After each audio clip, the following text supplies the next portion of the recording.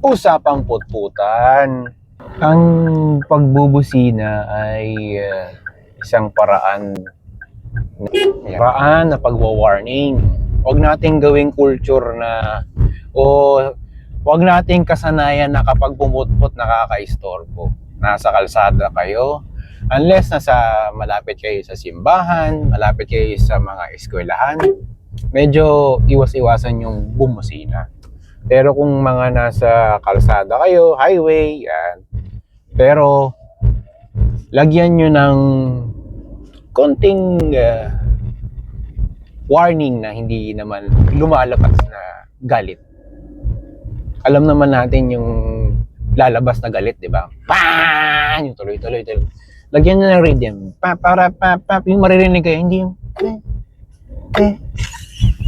Huwag tayo magputput dito sa village kasi baka mabulabog. Yan, ganyan. May e-bike, putputan ng konti.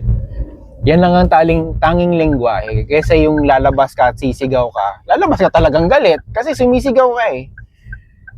Iwasan natin yung gano'n kasi hindi kayo magkarinigan kasi hindi kayo magkarinigan.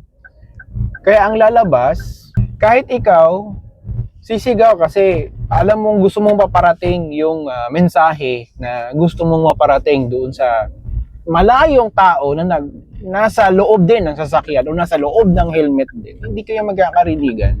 Ang tanging universal lang or pangkalahatan na lengguwahe lang ay yung putput. Hindi ibig sabihin putput, tumabi ka dyan. Ibig sabihin yan, mababangga ka, tumabi ka, o kaya umalis ka. Ganun lang naman yan eh. Nagpapaalam ka kasi dadaan ka. Nagpapaalam ka kasi baka maka-aksidente ka o maka-aksidente siya. Ganun lang naman yan eh.